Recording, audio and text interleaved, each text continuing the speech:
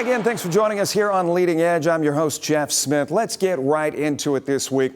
4 people died this week in a school shooting about 45 miles outside of Atlanta, Georgia. The dead included 2 students and 2 teachers, and it came at the hands of a 14-year-old fellow student. It was a year ago on this program when we first introduced you to StrataSite, a locally based effort meant to streamline coordination to mass casualty incidents, large-scale public events, hazardous situations, so on and so forth. A year ago, it was very new.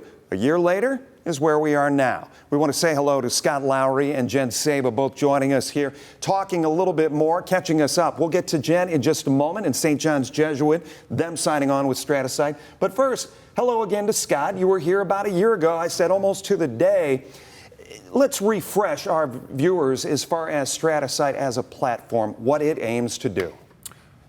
Really, StrataSite's purpose is to ensure that both the school themselves and emergency services have a coordinated response plan. If the unthinkable happens, is that we want to ensure that emergency services that are responding appropriately, and that the schools, that it's marrying up with the way that the schools are, their emergency operation plan is written. You guys take so many different elements. When you sit down with any said entity that wants to sign up for this, we talked to Hancock County last year and talked to the Firefighters Association as far as what they needed and how it worked for them. When you take a school, for instance, are there meetings prior to them saying, let's hit the green light, let's go? We need this, we need this, we need this, we need that.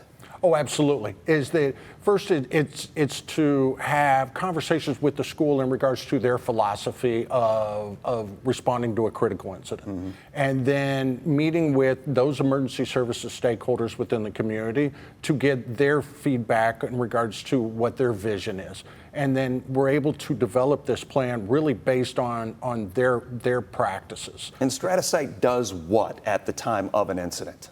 At the time of the incident, it is going to give them a playbook, the community as a whole, on what it is that needs to be done, who's going to do it, and how is it going to be done.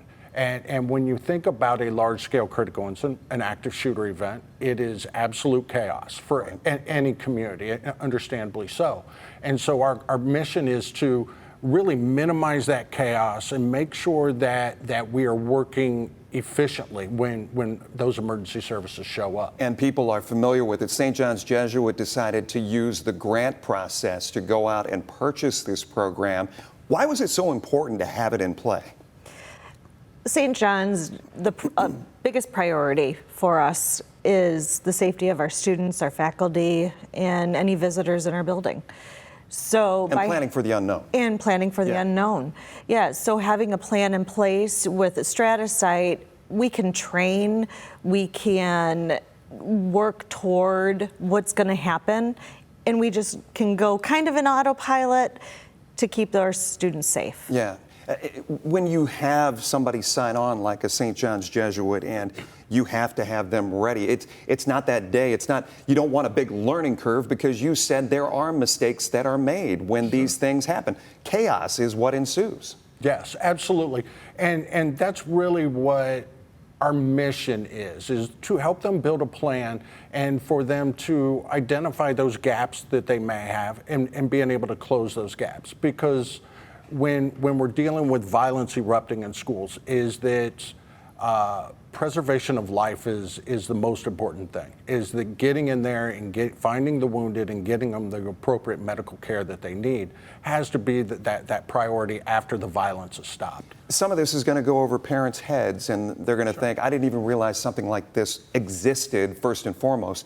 But you've got to go into each fall, I would imagine, and I don't want to put words in your mouth, but you've got to have every single tool at your disposal, I would think, to make sure you get through a school year safe and healthy.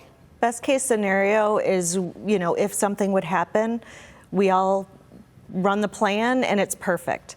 We know that probably won't happen, but if we continue to practice and drill, our parents can be very confident that their son will be safe as much as we can How possibly. much comfort does something like this give you? I mean, I'm a parent, and it makes me feel safe. My son is at St. John's, and I know that my coworkers are going to do everything that they can, everything that they've learned to get him to the safest place that he needs to be. Scott, in our last 30 seconds, in this year since I have seen you, what has the success story been as far as StrataSite is concerned? Our growth has been phenomenal, is that we have been able to deploy StrataSite in literally hundreds of school buildings across the Midwest, as far out as Oklahoma, Michigan, Ohio, Indiana, Wisconsin. And so basically tying them into these emergency services so that everybody is on the same playbook should the worst happen. Yes, yeah. If the unthinkable happens, that they're going to be able to minimize loss of life. Yeah, you can find out more about StrataSite. Simply go onto your computer, Google up, or use Yahoo, whatever search engine you want to find, and you can find StrataSite there. Scott, thank you so much. Thank you. Jen, pleasure meeting you. Thank you. Nice meeting Stay you. right there. We've got more to come here on Leading Edge right after this.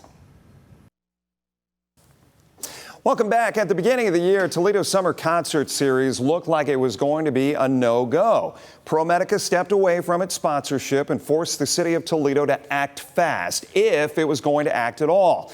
My next guest was brought in late in the game to save the day. Let's welcome back to the program Hunter Brucks, joining us here on set.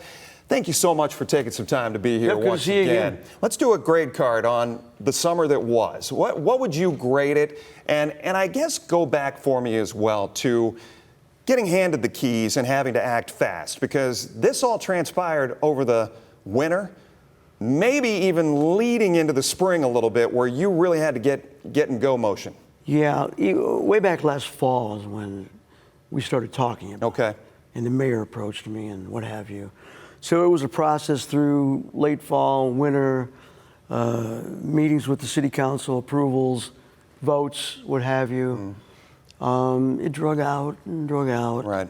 And we're definitely late to the game to get a lot of the marquee level shows that I was hoping to get, you know, for the series. Were you basically out of luck on a ton of shows? I mean, were you guys kind of at the bottom of the barrel trying to, and I don't want to say that for any of our acts because we appreciate them showing up, but as far as what you were to choose from? Yeah, well, that's a good point. It's a good way to put it. What really occurred was because of the massive amounts of contractual work, back and forth, MOUs, ProMedica's involvement, not involvement, City of Toledo, of course, the lease deal, ConnecToledo. It's a city park, so I had to work with a nonprofit to sell alcohol, of course. So all those agreements, and then internet agreements, power agreements, grid agreements, you know, it just drove. But were you ready for that kind of stuff, or was it more than you anticipated? Yeah, it was more than I anticipated. It was, for sure. We thought the big lease agreement was really the master agreement that needed to be done. Yeah. And then we went through insurance processes, you know. Talk a little bit about the speed bumps that existed as the summer rolled on, because there were shows that were booked, shows that didn't happen. Yeah, well, you know, we had only 2 cancellations, you know, out of a 10 proposed series. One cancellation was the Palomazzo Festival, out of our control. That was with a co-promoter. They didn't feel they had the support in the media, not news stations, but media in general, to get the Hispanic population involved. Okay. So they pulled the plug and they went a different direction. And Yachtly Nothing I could do Crew, about it. they had booked one too close in Yachtly proximity? Crew was my decision. Yeah. They had played 3 days before our show, just 35 miles north of us. And I saw the tickets, and it was, you know, you got to weigh things out. Am I going to lose this much, or am I going to lose this much? And so I pulled the plug on that. How much did you lose this year? Oh, I don't know. You know, Jeff, I mean, the investment. Let me ask it more fairly. Yeah. Was it a loss? Was it a gain for you? Because the lease was only $1. You brought in the rigging. You booked the acts. You needed to sell tickets. Yeah. Are you in the red? Are you in the green? I'll go this far. Yeah. Not the University of Toledo or any other college, but the College of Promenade Park. I probably dropped $1.5 million to go to college. So, I mean, the investment was great. There's 3 really important things that I think should be said, if I can. Absolutely. So one is a lot of naysayers, you know, a lot of pushback I didn't believe was that bad, right? But we truly, I feel in my Are you talking heart. public sentiment? You talking city council Well, I members? think there was some public, but Yeah. mainly, you know, the institutes, you know, I mean, the upper level naysayers, Okay. you know, couldn't believe it could be done Yeah. on that level, on that marquee type of level. So we came in, we proved it could be done Gotcha. on a very high level marquee type of scenario. What's 2? 2 is city council was pretty adamant about I needed to be diverse. So we came As far out as of the acts. That's right. Right. So I came out of the gate diverse. 2 of our biggest shows were Florida and TLC. Diversity. Okay. There you have it. What's 3? 3 is, you would say 3 because I'm trying to think of 3 right now. 3 is, you know, we put in the investment. You know, we brought in the high level stuff to produce the shows, logistic wise. And 3 is really the people who did support it. The top of that list is Commissioner Pete Gerken. We work closely with the city, closely with Paul Toth, ConnecToledo, Brandon Selhorst City. But Pete, if it wasn't for him, I wouldn't be sitting here. He got me over the fence. Well, let me. I never asked the city for a cent. And I never got a cent. Let me move this forward. Sure. Have you been given the keys for next season? I have. When did that happen? I had. I just had a meeting home with the city probably 2 weeks ago, 3 at the most, right? Met with the city, met with the county. Pete was in attendance, the mayor was in attendance, of course, city officials, not council members. And they basically said, look, you have a 3-year option, Hunter. You know, they gave me kudos. Said, wow, you proved everybody wrong. You did it. You know, you had some struggles. We get it. You were late to the game. We get that, they said, because they were part of that. But they said, if you want this, it's yours. That's what they said. And you want it. And Even with, I said, and you want it? that decision isn't final. Okay. I haven't made that decision yet. Oh. So it's been offered. You have not said yes. It's been offered. Do you have a deadline? For sure. Yeah, I think I do. I think, you know, within the next 30 days, I do. Because I'm in a better position if I were to do it, right? Because, you know, I couldn't get anybody, like you said, Yeah. I couldn't get any acts to You come. also said you were in It was too late. competition with venues that were booking more shows than you'd ever seen them book before. I think the area was oversaturated. Yeah. I do, yeah. So let's say this. competition is good. There's a new study that's being put by the Lucas County commissioners. We've only got 30 seconds, but they say Promenade Park, Promenade Pavillion is the place that should have a future. Are you going to be part of that future? I think Promenade Park, Pavilion, what have you, is got great potential. On what scale, And what level? do you want to be a part of that future? I committed to Pete Gerken that I would be a part in some manner, whether it's consulting, designing, Yeah. coming back, producing. It's yet to be desired. Hunter, we appreciate the time as always. Jeff, thank you. Thank you. Thank you. We'll be back right after this. Welcome back. Joe Gatto wears many hats, as you will hear, but in a week, the Impractical Joker star is bringing his stand-up comedy tour to Toledo. I started our conversation asking what the audience should expect. If you got a taste of me on Jokers, I was myself. So this is just a way to get to know more of me. My stand-up is very much, my stand-up style is very much storytelling, very much looking at the world through my POV kind of deal, and talking about like how I became the person I am in this new tour, which is a lot of fun. So I think it's different because it's just me you're learning about, and I'm not like trying to, mess with my friends, but it is the same guy you watched for years on television.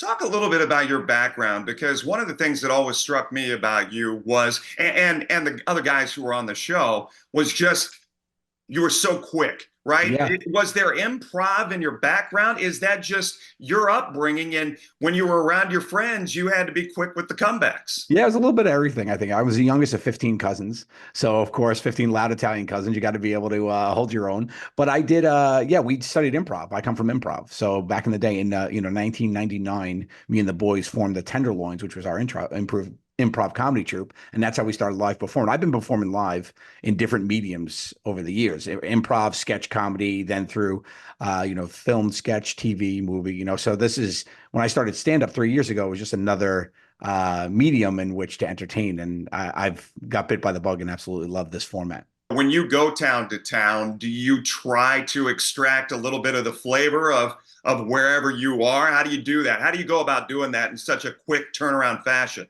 It's not by accident. It just kind of happens, because I'm out and about on the streets. I'm not one of those comics that like checks in, sits in his hotel room and waits for time. I go grab a cup of coffee on Main Street, grab a donut, walk around, do a little shopping and get a taste. And I've been around the country at this point a lot.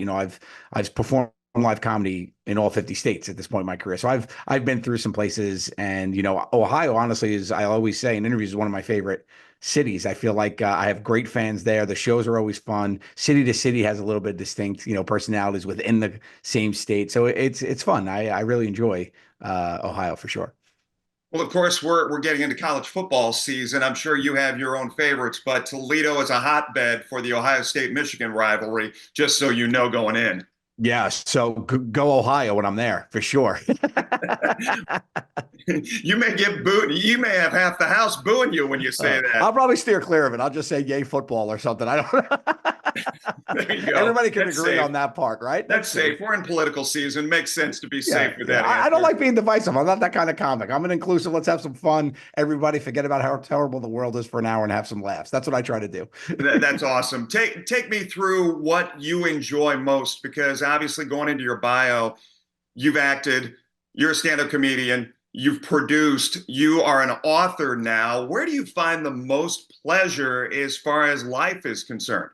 I love to make people laugh. Live entertainment's always great because you see the fans, you meet them, you get to talk to them after the shows, at the meet and greets, or when you're out and about. I will say I definitely got bit by the bug with this new kids book I have out. So Where's Barry just came out, and it's really a family affair. Like to see my son drawn as a cartoon, my family, my dog, and everybody, and then just the story to be accepted by everyone with such such love, and to see it come to life, right? Because I just wrote words on a page and they got illustrated by a great illustrator named Luke Flowers, who did a great job to make it like pop off the page. So I really enjoyed this too. And I started this wanting to be a director and screenwriter and making feature films. So hopefully that's where I'm going to end up when I grow up. When we talk about the book a little bit, as you've transitioned, one thing that struck me is, and I don't know, maybe I'm touching on something, maybe this wasn't intended, but I feel like there's a little bit of a tale for adults in here as well, telling them not to sweat the big stuff. Is that the case? Yeah, I think, pretty recently I went through some tough stuff in my life and I had to be able to cope. And I think my parents equipped me with coping mechanisms and being able to, quiet the noise, move the mountain of stones one by one.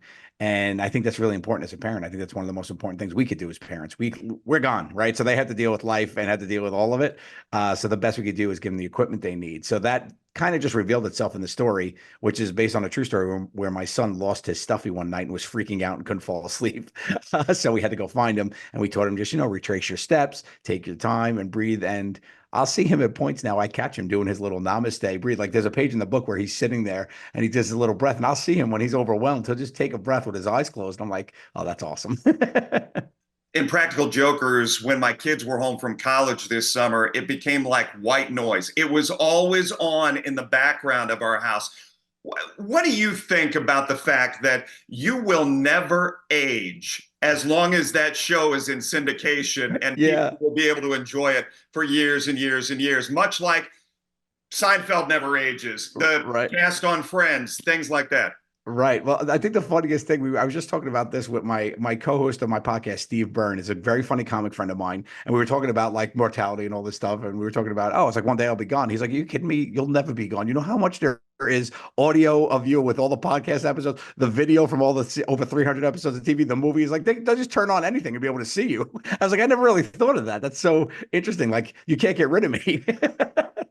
That was the other thing with Steve, because I did watch a couple episodes of the podcast, and I want to tell all of our viewers, go out there and seek it because it is enjoyable. But you guys have a great ability to get rid or avoid at any cost dead air.